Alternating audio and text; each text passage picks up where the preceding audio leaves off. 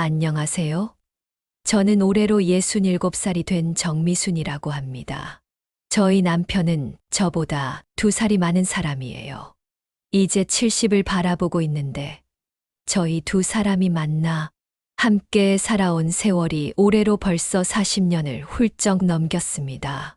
숨만 쉬면서 일상을 살아온 것뿐인데 언제 이렇게 늙어버렸는지 거울을 보며 지난 세월에 가끔씩은 한탄을 하기도 합니다. 저희 부부가 처음 만난 건 제가 20살이 되고 남편이 22살이던 시절이었습니다. 마을에 있던 조그마한 책방에서 처음 만났었는데 말 없이 조용히 책을 읽고 있던 남편이 유독 눈에 띄는 겁니다. 항상 책을 보러 책방으로 가면 그 자리에는 남편이 있었고 몇 번 마주치다 보니 이건 그냥 스쳐 지나가는 연이 아니다 싶어서 먼저 용기를 내어 말을 걸었습니다. 그때의 우연과 용기를 기점으로 인연을 이어가다가 연애를 하고 결혼을 하게 됐고 남편은 원래부터 준비하던 공무원 시험에 당당하게 붙어서 안정적인 직장을 다니기 시작했습니다. 그리고 떡두꺼비 같은 아들도 하나 낳았지요. 저는 출산을 하고 난 이후부터는 회사를 다니지 않고 자식을 키우는 데에만 전념했고 남편은 집에서 아이만 보고 있는 제게 못내 미안하다는 듯 이야기했습니다. 여보, 미안해. 당신도 밖에 나가서 바람도 쐬고 싶을 거고, 일도 하고 싶을 텐데, 뭐가 미안해 난 되려 당신이 더 힘들까봐 걱정인걸. 나야 뭐 집에서 애기 보는 게 전부인데 너무 마음 쓰지 않았으면 좋겠어. 난 지금 이 생활도 너무너무 마음에 드니까 내 걱정하지 말고 건강이나 잘 챙겨. 그렇게 평생을 살아온 저희 두 사람은 이제는 늙어서 아들 녀석을 다 키워놓고 장가를 보낸 뒤에야 겨우 숨을 돌릴 수 있었습니다.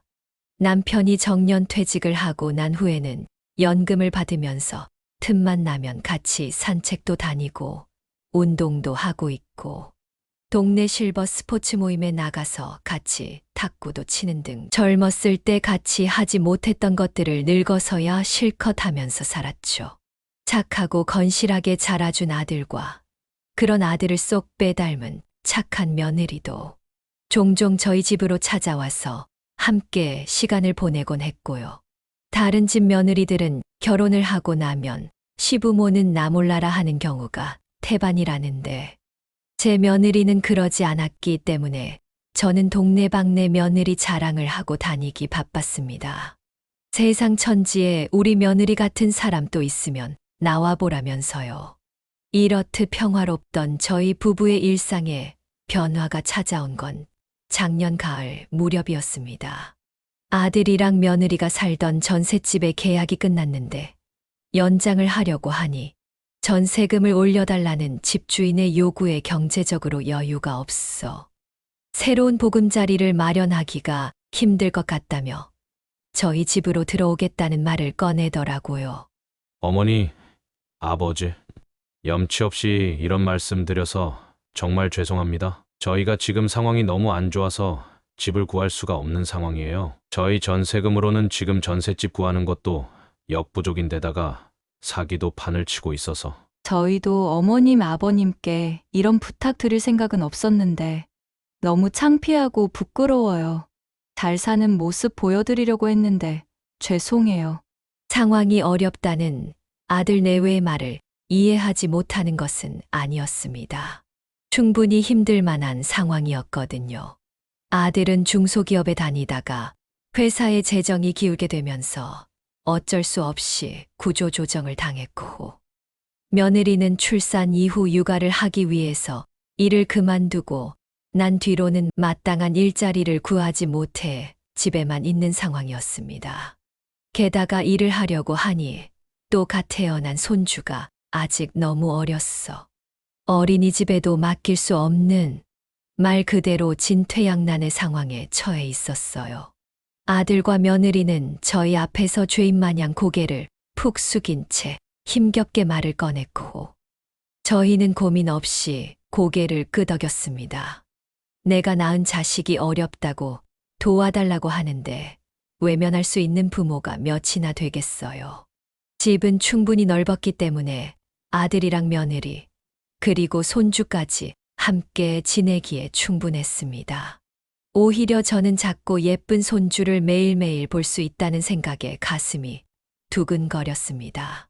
그렇게 저희는 2식구에서 5식구가 됐어요.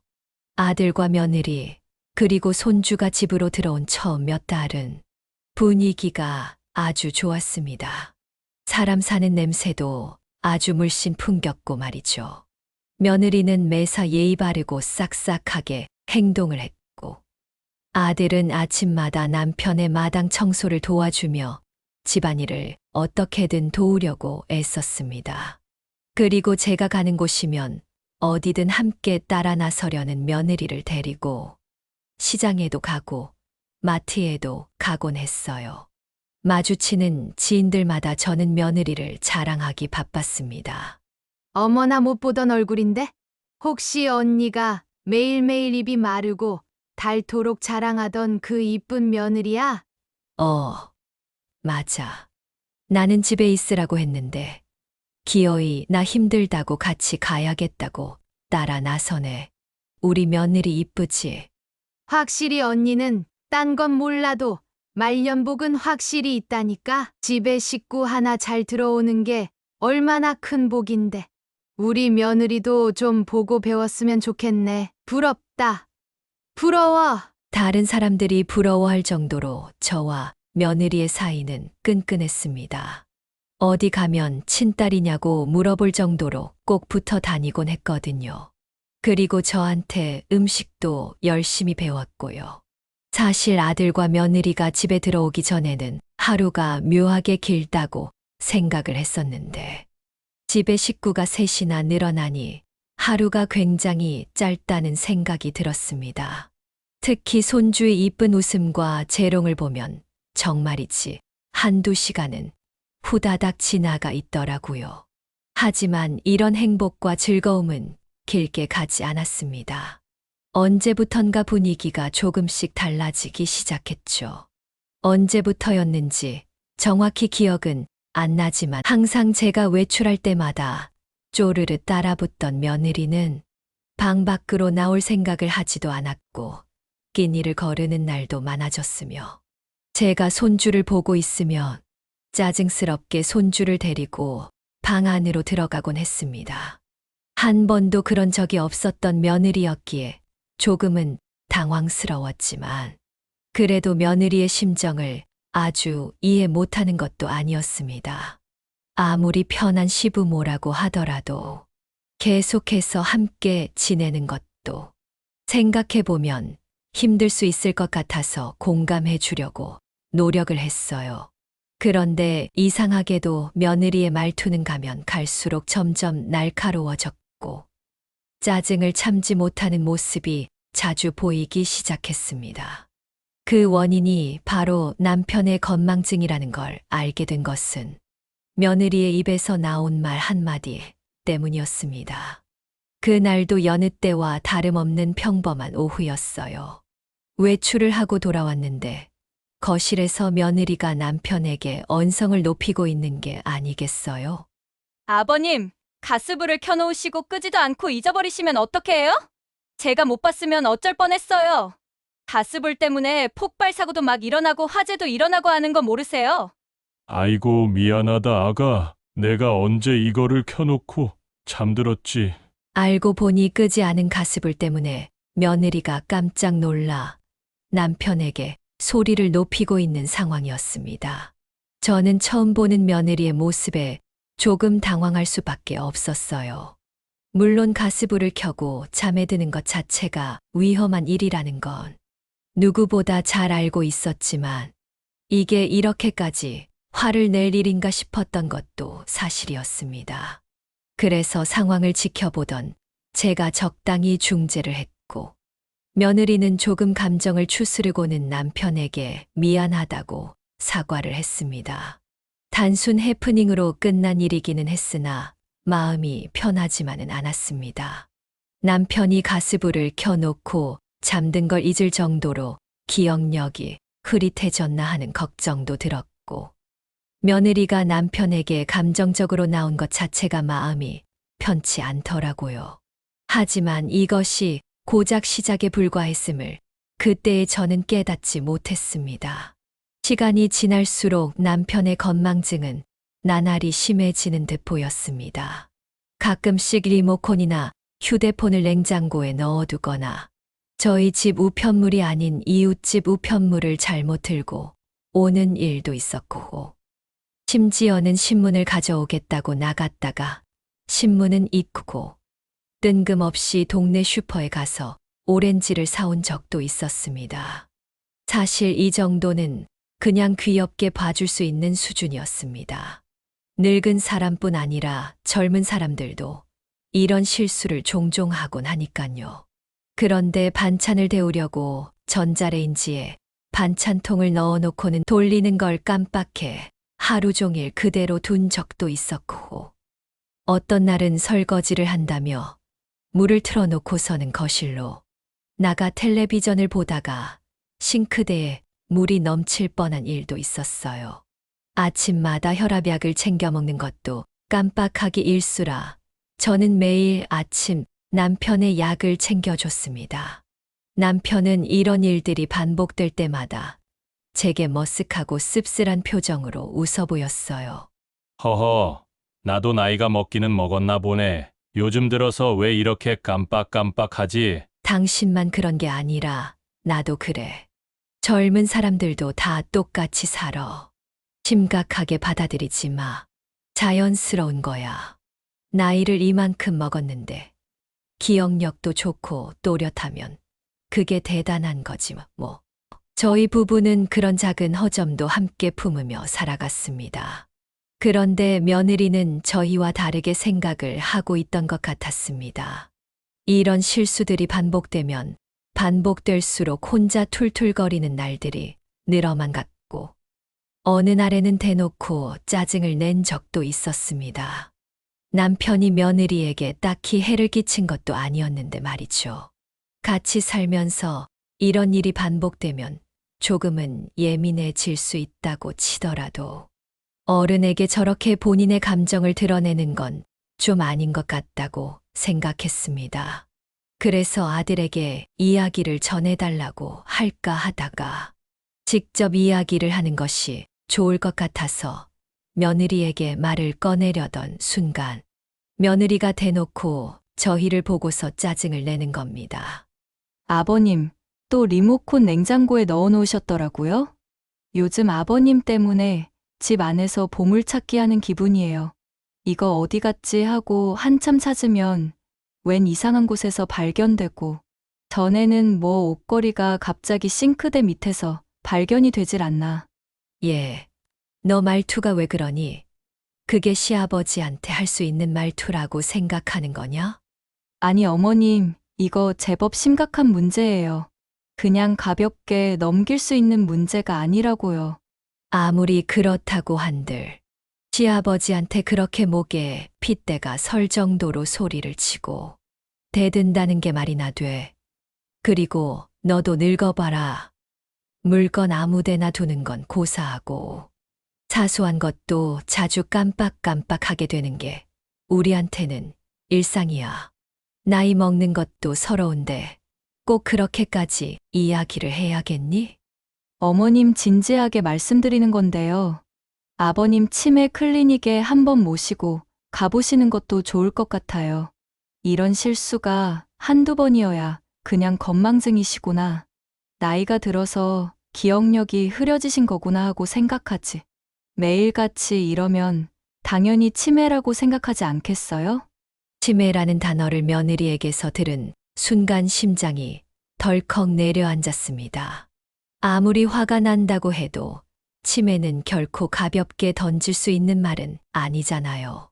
저는 너무 황당해서 말도 못하고 입만 벌리고 며느리를 쳐다봤고, 남편은 축 처진 채로 며느리에게 미안하다는 말을 남기고서 방 안으로 들어가 버렸습니다.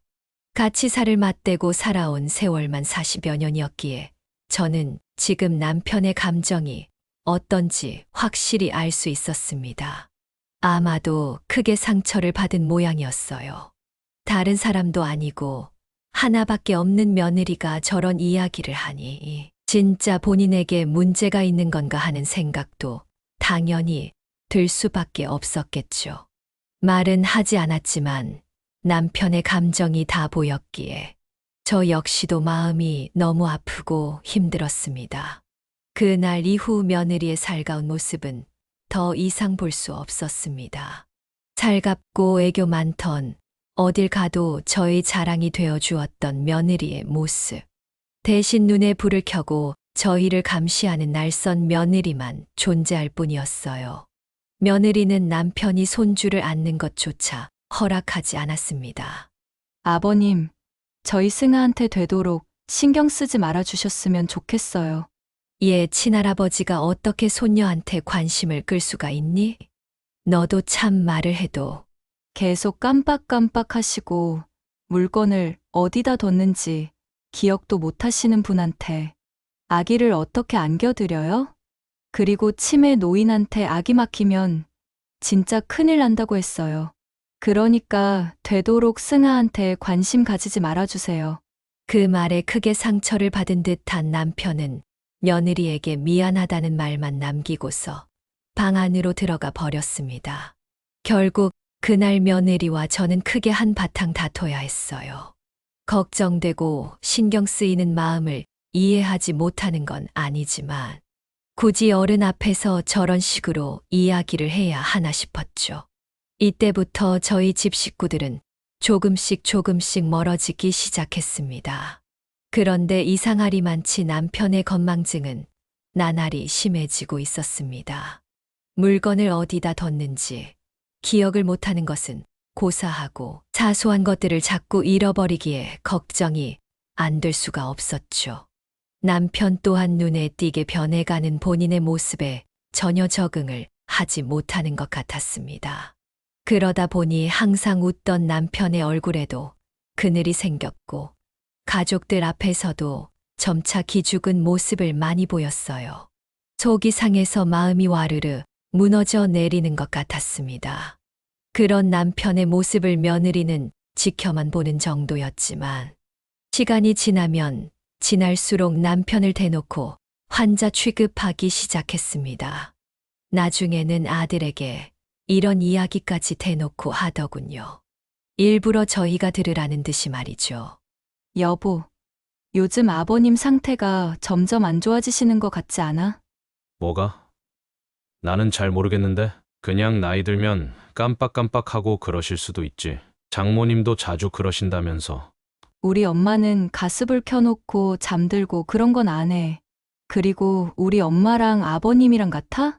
당신은 일하러 나가서 모르겠지만 나는 하루 종일 집에 있으니까 알잖아. 아버님 상태가 어떤지 심각한 것 같아. 병원이라도 한번 모시고 가보는 게 좋을 것 같은데. 그 말을 들은 저는 심장이 쿵 하고 내려앉는 것 같았습니다. 며느리는 겉으로 보기에는 남편을 걱정하는 것 같아 보였지만 그 말 속에는 아주 단단한 뼈가 있었습니다. 단순히 걱정을 하는 것이 아니라 남편을 말 그대로 환자 취급하고 있는 것 같더라고요. 그리고 더 웃긴 건 아들에게만 그런 이야기를 한 것이 아니었습니다. 집 근처에 가까이 지내는 이웃들에게도 치매 증상에 대해서 은근슬쩍 물어보고 다니고 남편의 이야기를 한다는 이야기를 전해 들었고 방 안에서 자신의 친구와 통화를 나누는 것까지 우연히 듣게 됐어요. 말하고 다니는 것을 들어보면 남편은 이미 치매를 진단받아서 투병하고 있는 사람 같았습니다.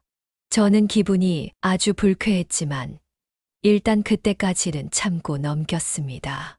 언제까지 저렇게 나올 수 있나 궁금했거든요. 그리고 정말 선을 많이 넘었다 싶으면 그때 제대로 조치를 취하기 위해 한마디도 하지 않고 꾹 참았습니다. 그렇게 아슬아슬 시한폭탄에 아는 것처럼 살아가던 어느 날 남편의 안경이 사라지는 일이 일어났습니다. 남편은 눈이 침침한 편이었기 때문에 항상 안경을 끼고 살았으며 안경을 벗어놓는 곳도 일정했는데 안경이 발이 달렸는지 갑자기 사라진 겁니다. 난리가 났죠. 그래서 저는 집안 곳곳을 샅샅이 뒤졌는데 그 안경이 생뚱맞게도 주방 구석에 있는 빨래 바구니에서 발견이 된 겁니다. 원래 방에 있어야 할 것이 갑자기 빨래 바구니에서 발견이 됐다는 것이 이해가 가지 않았어요.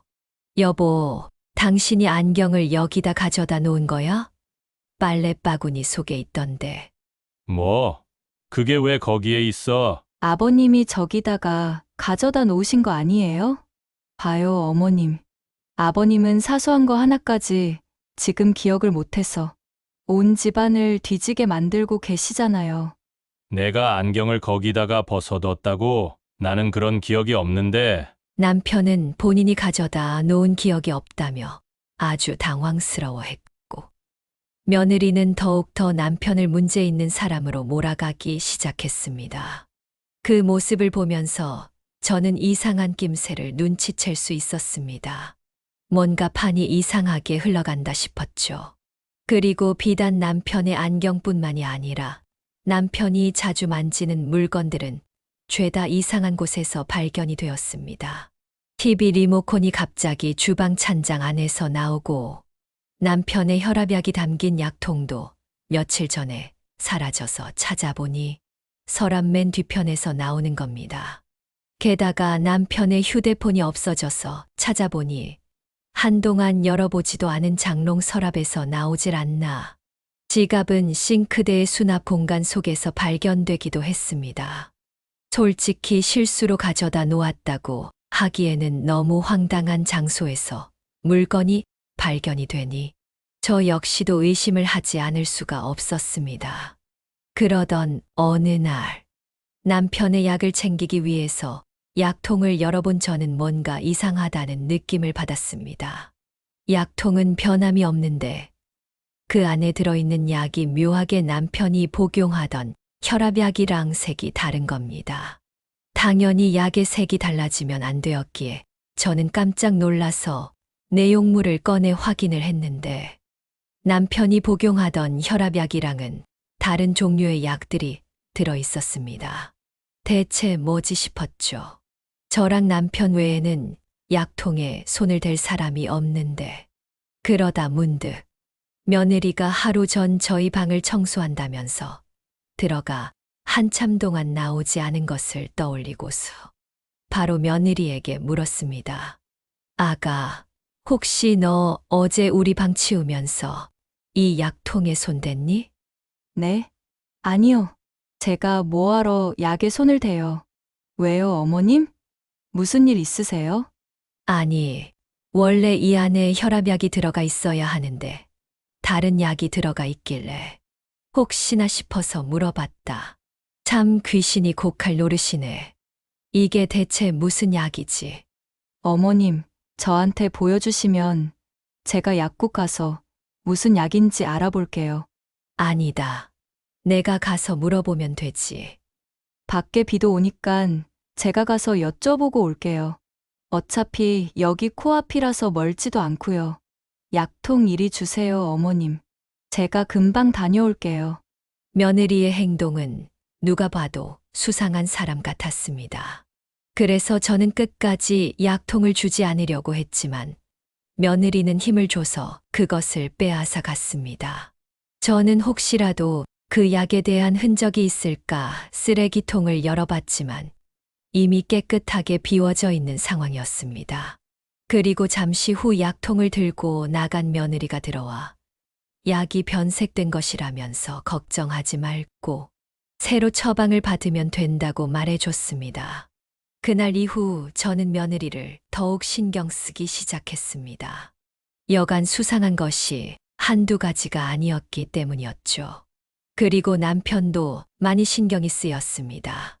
이전과는 많이 달라진 본인의 모습에 적응이 되지 않는 듯 한참을 축 처져 있기도 하고 한숨을 푹푹 내쉬기도 하면서 밥을 먹다가도 멍하니 허공을 바라보곤 했거든요. 그리고 어느 날은 한탄을 하듯 제게 이렇게 이야기를 하는 겁니다. 여보, 당신이 보기에도 내가 많이 이상해 보여? 아니, 당신 하나도 안 이상해. 누구나 나이가 들면 그럴 수 있다니까. 당신 막 길을 잃어버린다거나, 이름을 기억 못한다거나, 그러지는 않잖아. 너무 속상해 하지 말어. 흘러가는 세월은 조상님이 와도 못 막는다고 했어. 예전에는 이렇지 않았는데 내가 왜 이렇게 된 건지 모르겠네. 괜히 애들한테 미안하기도 하고 당신한테도 많이 미안하고. 저는 남편의 말에 대답을 하는 대신 남편의 손을 꼭 잡아줬습니다. 하지만 남편은 도무지 기운을 되찾지 못했습니다.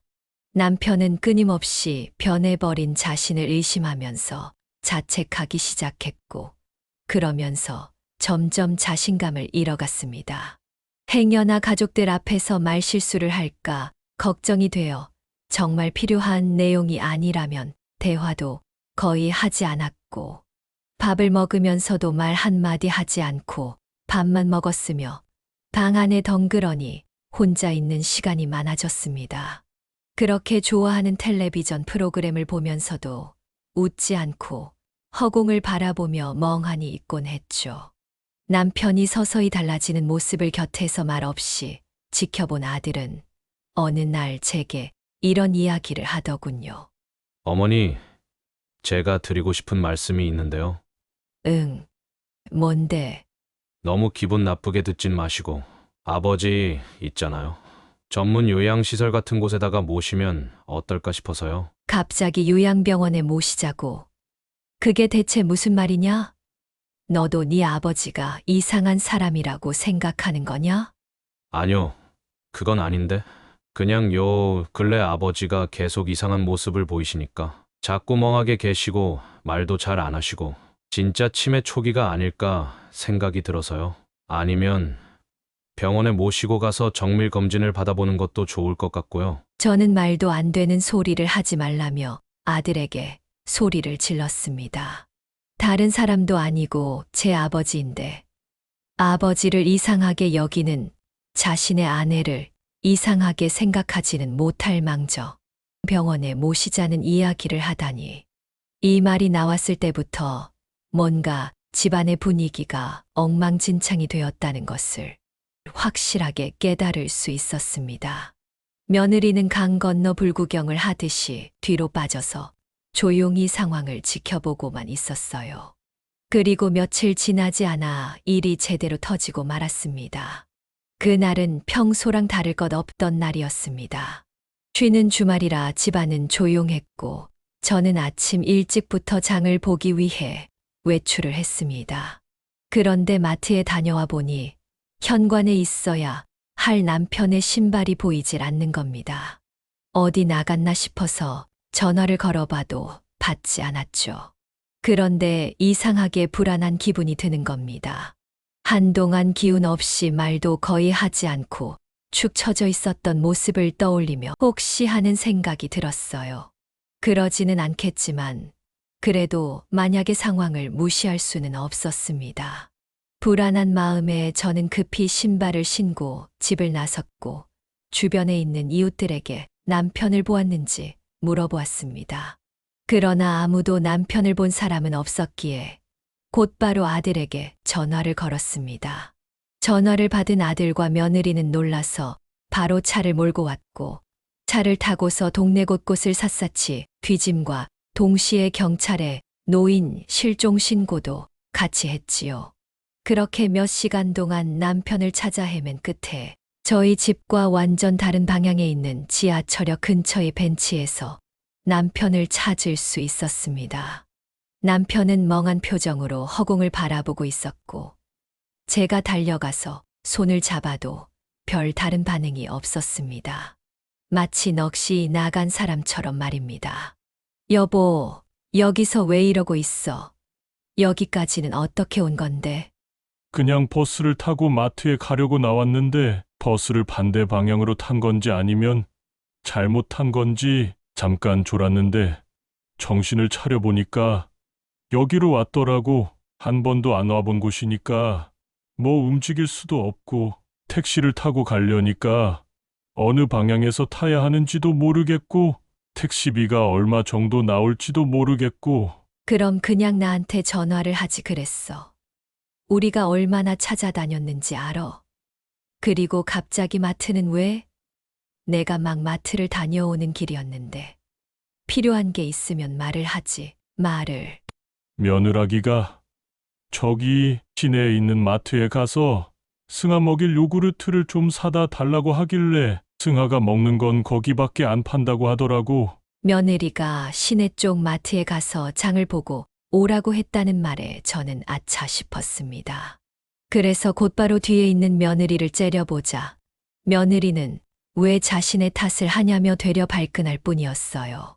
누가 봐도 이상한 상황이지 않나요? 심지어 손녀가 먹는 요구르트는 제가 가는 마트에도 판매하는 흔한 제품이더라고요. 저는 우선 경찰에 실종자를 찾았다면서 신고를 취소했고 남편을 데리고 집으로 돌아가 놀라고 당황스러웠을 남편을 방에다가 눕혔습니다. 그리고 방 밖으로 나오자마자 아들과 며느리는 남편을 병원에 데려가 봐야 한다고 주장했습니다. 며느리는 남편이 거짓말을 했다, 없는 말을 만들어냈다며 제게 억울하다고 소리를 쳤죠. 어머님, 이거 정말 상황의 심각성을 좀 아셔야 해요. 저희가 이상하고 예민하고 예의 없는 게 아니라 아버님이 이상하신 거 맞다니까요? 승아, 애미야. 지금 네가 이렇게 소리를 지를 자격이 있다고 생각하냐? 다른 건 몰라도 네 시아버지가 나한테 거짓말을 할 사람은 아니다. 아무리 그래도 없는 이야기를 지어내서 며느리를 곤란하게 만드는 시아버지가 세상 천지에 어디 있단 말이야? 어머니, 그러지 마시고 정말 병원에 가서 검사라도 받아봐요. 아버지 하나 때문에 지금 온 식구가 주말 대낮부터 이게 무슨 고생이에요. 아버지가 허언을 하신 거든 아니든 그런 건 상관없고 지금 아버지의 상태가 정확히 어떤지를 아는 게 중요한 것 같아요. 너까지 정말 1억이냐? 네 아버지 치매 아니래도. 제가 치매라고 단정 지은 게 아니잖아요. 그냥 인지장애 검사만 받으러 가는 건 일반 사람들도 다 할 수 있는 거예요. 어머니, 만약에 아버지께서 치매가 맞다고 하면 빨리 치료를 해야 하지 않겠어요? 치매 환자 돌보는 게 얼마나 힘든 건지 어머니도 잘 알고 계시잖아요.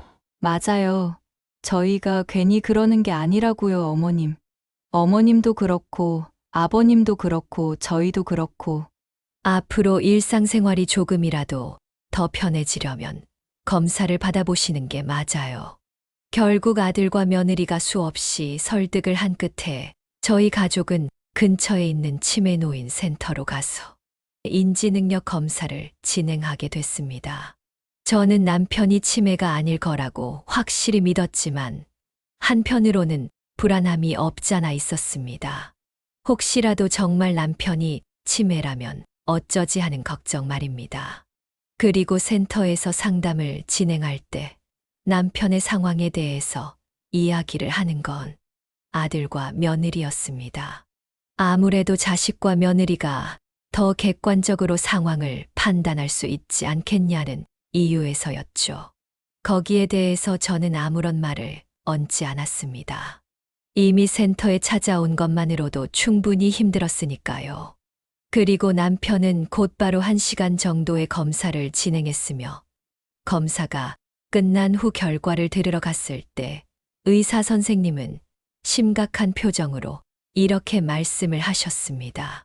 상담 내역을 토대로 검사를 진행했을 때 상당히 인지 능력이 떨어져 계시는 것으로 보입니다. 뇌에는 큰 문제가 없어 보이지만 보통 치매 극초기 정도의 상황에서는 내 사진으론 판별할 수 없는 경우가 많거든요. 이제 막 치매가 시작되는 단계라 보시면 되겠습니다. 잘 오셨네요. 네, 선생님, 그럴 리가 없어요. 저희 남편은 깜빡깜빡하기는 하지만 그래도 치매라는 생각이 들 정도로 심각한 문제가 있는 것도 아니었는데. 원래 치매라는 게 그렇습니다. 좀 속상하고 힘드시겠지만 지금부터라도 천천히 약 먹고 관리하시면 진행은 충분히 늦출 수 있으니 걱정하지 마세요. 저는 이해할 수 없었습니다. 남편이 치매 극초기라니. 남편도 검사 결과를 듣고서 믿을 수 없다는 듯 마른 세수를 하고 있었습니다. 너무 속상했어요. 평생을 살아온 내 동반자의 치매 진단에 마치 하늘이 무너져 내리는 듯 했죠. 그런데 속상해하는 저희 두 사람과는 달리 며느리의 표정은 아주 기세등등했습니다. 마치 봐요. 내 말이 맞죠? 라는 듯한 표정이었죠. 아들, 며느리는 집으로 돌아오자마자 제게 요양원에 대한 이야기를 꺼내기 시작했습니다. 남편이 치매를 진단받은 만큼 집에서 케어하기는 어려울 것 같으니 마음 편하게 요양원에 모시고 가족끼리 자주 들여다 보자고 하더라고요. 그런데 말이 자주 들여다보자지 정작 입소를 하게 되면 얼굴 한 번 비추지 않을 것을 알았기에 저는 완강히 반대했습니다. 너희 아버지 중증 치매도 아니고 손발 멀쩡해 정신 멀쩡해 말 잘해 밥 잘 먹어 요양원에 들어갈 이유가 없다. 아직 초기라고 하니까 약 먹고 관리만 잘하면 될 거고 너희한테 귀찮은 일 안 시킬 거니까 걱정하지 말아라. 그런 게 아니잖아요, 어머니.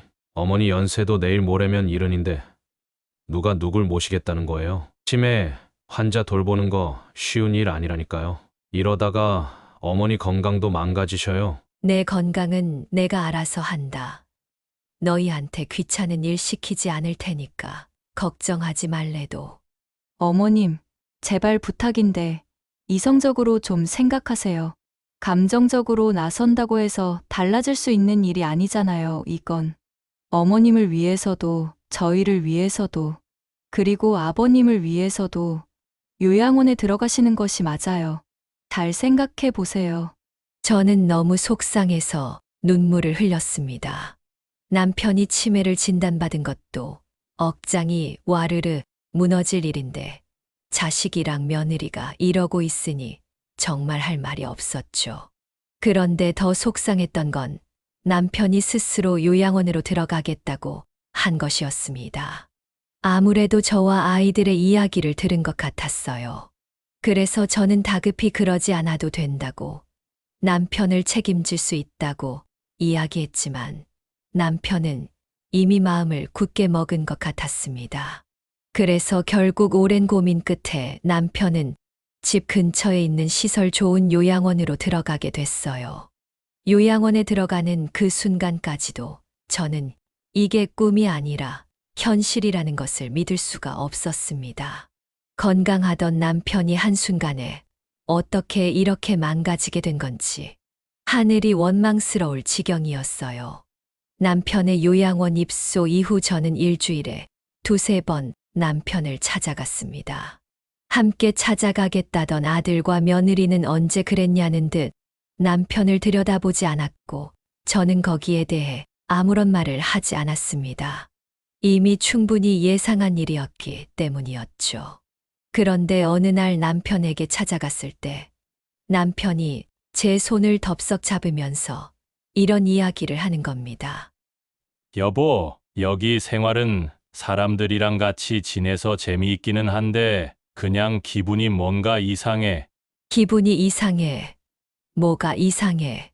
그냥 이상하게 집에 가고 싶어. 우리 승아도 잘 지내는지 궁금하고 정원에 있는 식물들도 잘 크고 있는지 궁금하고 당신이 관리 잘 해주고 있지? 그 말을 들은 순간 직감했습니다. 남편이 치매가 아니라는 것을요. 그래서 저는 그 말을 듣고 오래전부터 시작해서 최근에 있었던 일까지 남편에게 모두 묻기 시작했습니다. 설마 이것까지 기억하겠어? 싶을 정도의 사소한 것까지도 말이죠. 그런데 놀랍게도 남편은 단 하나도 잊어버리지 않고 선명하게 기억했습니다. 치매 환자라고는 믿을 수 없을 정도로요. 남편은 단지 혼란스러웠던 것 같았습니다. 본인이 자꾸 뭔가를 잊어버리고 까먹고 본인이 손대는 물건들이 자꾸 이상한 곳에서 발견이 되니 본인도 본인 스스로를 자각하지 못하는 것 같았죠. 그런데 그 무렵쯤 집안에서는 이상한 일이 일어났습니다.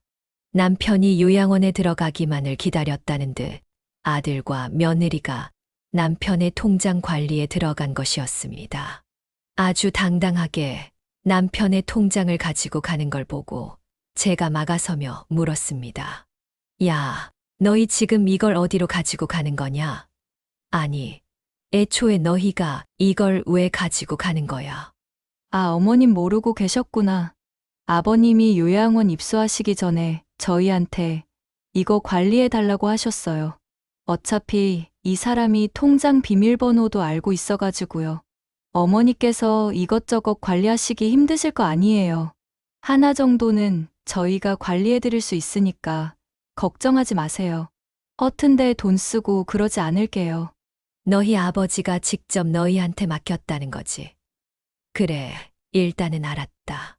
저는 우선 지켜보기로 했고 남편에게도 일부러 묻지 않았습니다.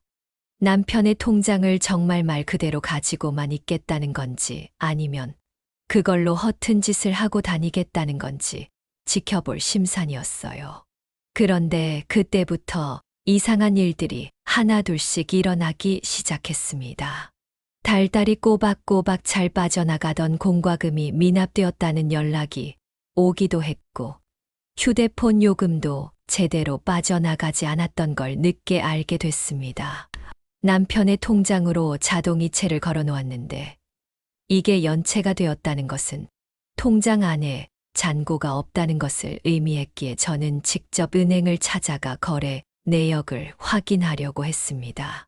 그런데 직원이 저한테 그렇게 말을 하더군요. 재산관리 위임 처리가 되어 있어서 제가 그걸 확인하는 것은 어렵다고 말이죠. 제 아무리 가족이라고 하더라도 위임받은 상대가 아니라면 계좌를 확인할 수 없다는 것이었습니다. 그때 확신했습니다. 이 모든 것은 잘 짜여진 판이었다는 걸요. 그리고 저는 마음 먹었습니다. 잘못된 이 상황을 제 자리로 되돌려 놓을 것이라고.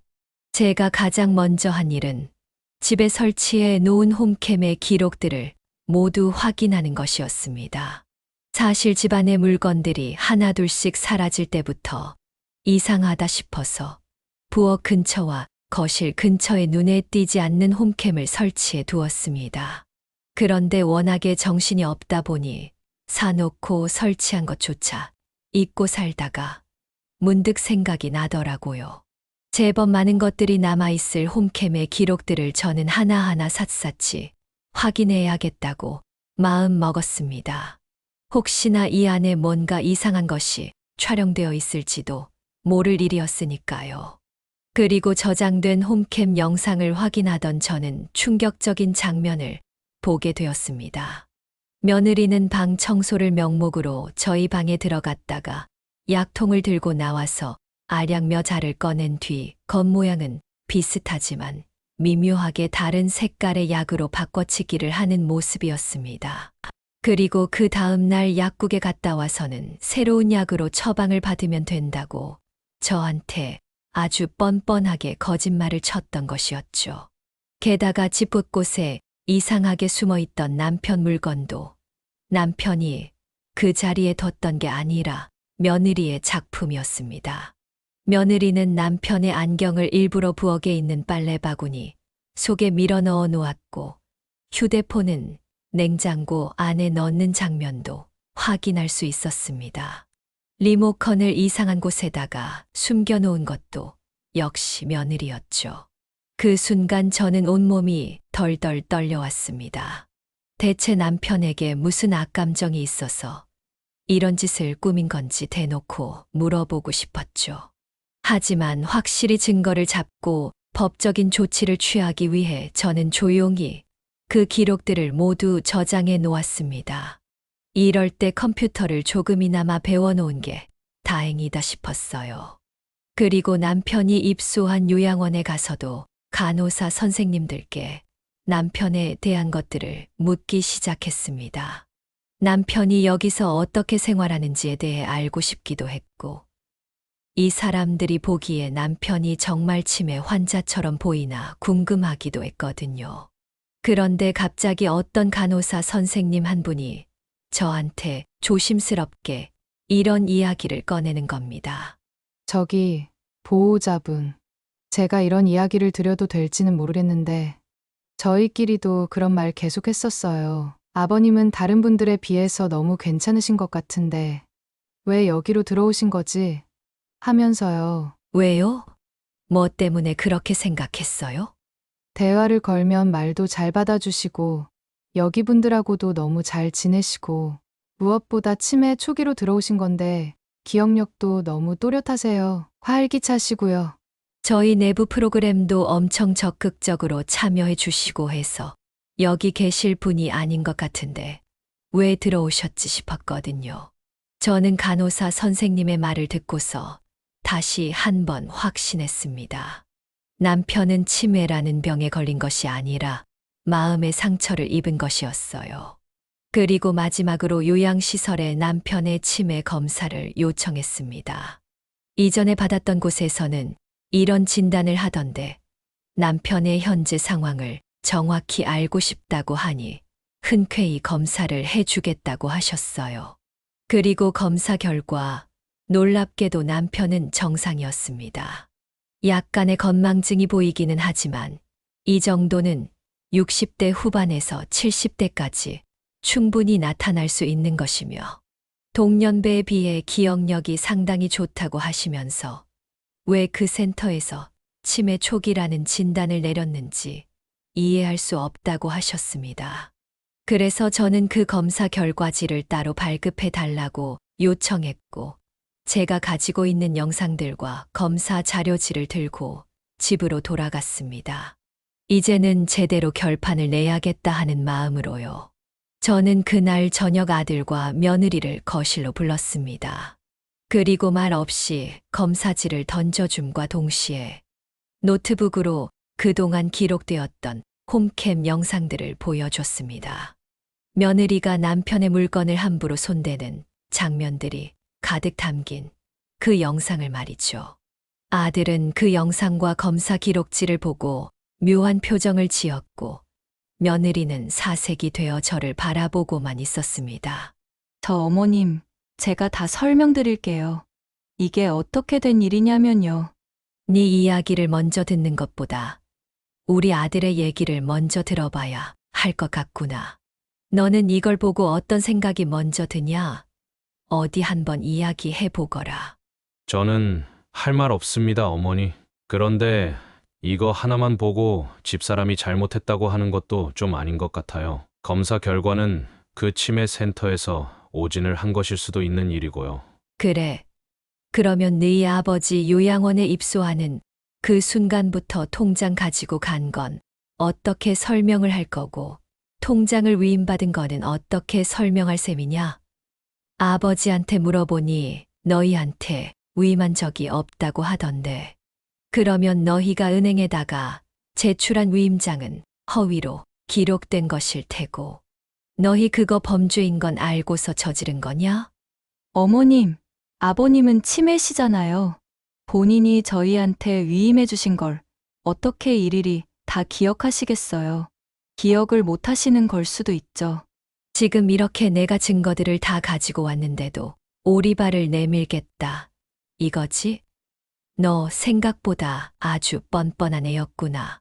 그래, 잘 알겠다. 너희가 잘못을 인정하지 못하겠다면 나도 다 방법이 있지. 저는 검사 결과지와 노트북을 덮어두고 바로 집을 나와버렸습니다.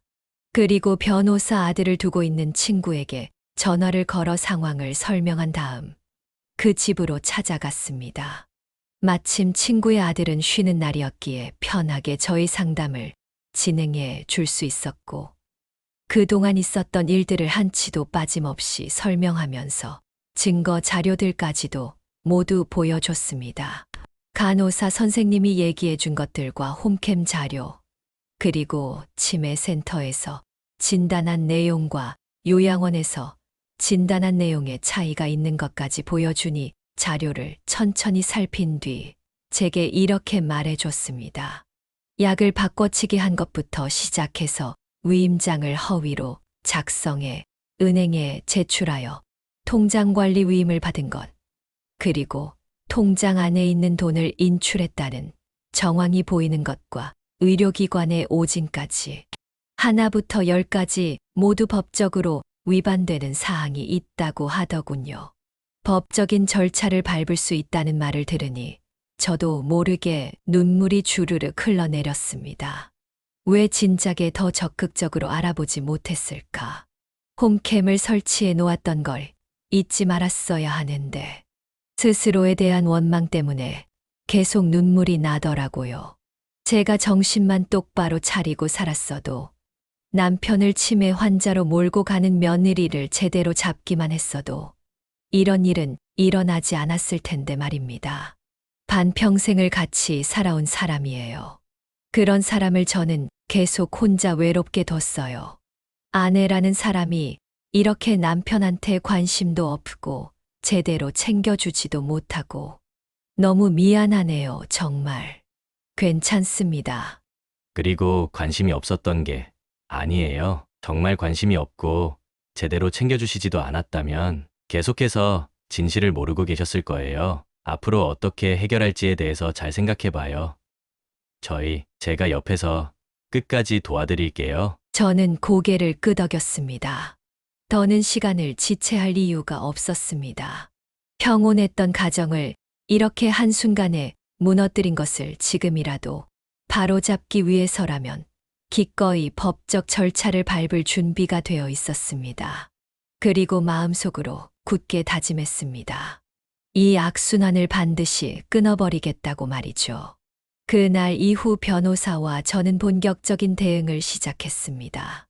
남편이 입소한 요양원 측과 치매 검사를 진행한 센터에 공문을 보내 남편이 어떻게 입소를 하게 되었으며 치매를 진단한 기록과 그 당시의 보호자 상담 기록, 보호자 동의서, 원본 등을 요청했고 동시에 은행에도 통장 거래 내역 조회와 통장 관리 위임장의 진위 검증을 요청했습니다.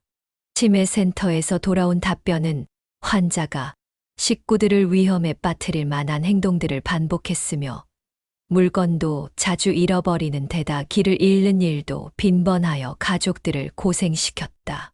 그리고 바지에 실수도 많이 하는 편이다. 라는 상담 기록이 있었다고 했습니다. 며느리가 그런 식으로 남편을 만들어버린 것이었죠. 그리고 입소를 한 이유도 위와 비슷했습니다. 치매를 앓고 있으며 식구들이 케어를 할 수 없다는 이유로 입소하였음. 이라고 적혀 있더라고요. 게다가 은행에서 확인을 요청한 통장 거래 내역서에는 남편의 계좌에서 아들의 계좌로 돈이 오고 간 기록들이 빼곡했으며 위임장은 위조로 판명되었다고 했습니다.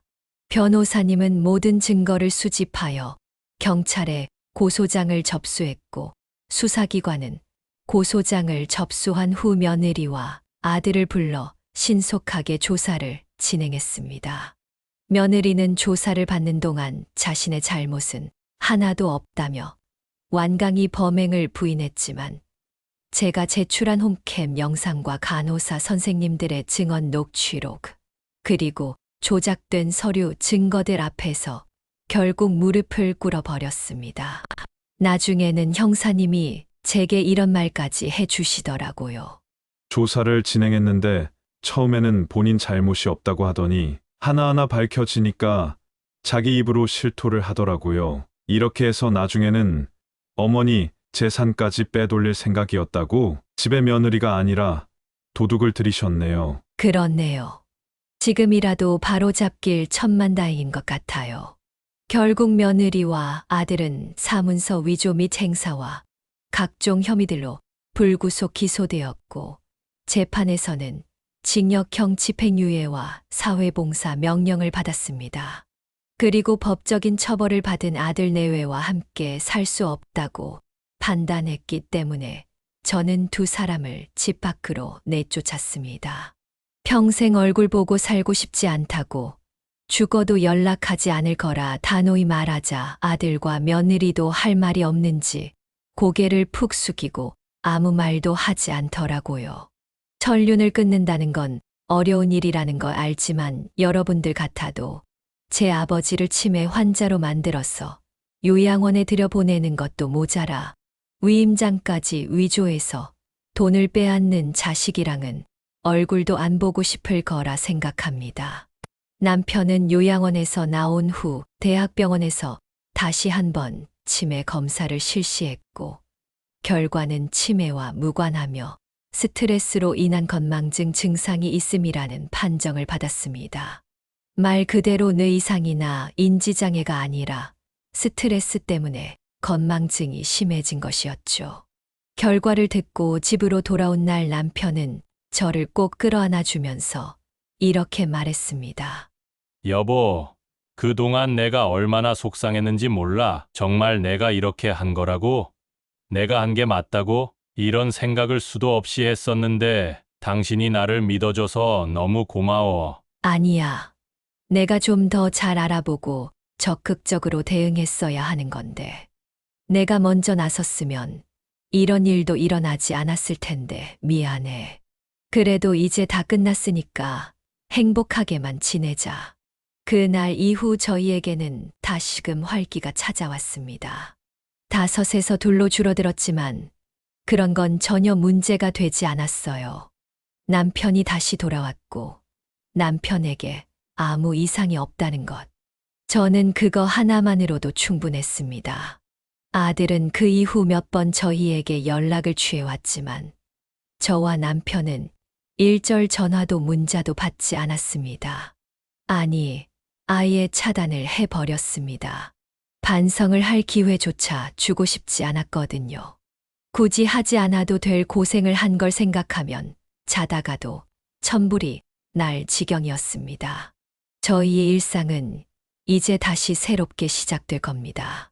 헌 페이지는 뜯어내고 새로운 페이지를 쓰면서 서로의 노년에 함께 하려고 합니다. 자식과 며느리로부터 받은 상처는 쉽게 아물지 않을 테지만 그래도 뭐 이미 일어난 일이니 이 일을 미천 삼아 서로 더 의지하면서 살아볼 거예요. 이전처럼 정원을 가꾸고 같이 손을 잡고 산책을 하기도 하면서요. 제 사연을 끝까지 들어주신 여러분들의 삶에는 이런 아픔 없이 행복만이 가득하시기를 진심으로 기원합니다. 좋은 하루 보내세요. 감사합니다. 네, 오늘 이야기는 어떠셨나요? 오늘 이야기를 듣고 어떻게 생각하시는지 어머님, 아버님의 생각을 댓글로 공유해주세요. 저는 또 다른 사연으로 찾아뵙겠습니다. 좋아요, 구독, 알람 설정을 통해 앞으로도 따뜻한 정을 나눌 수 있게 함께 해주세요. 어머님, 아버님의 삶의 지혜와 경험을 나눌 수 있는 통로가 되겠습니다. 오늘도 인생을 바꾸는 관점을 통해 사연을 들어주셔서 감사합니다.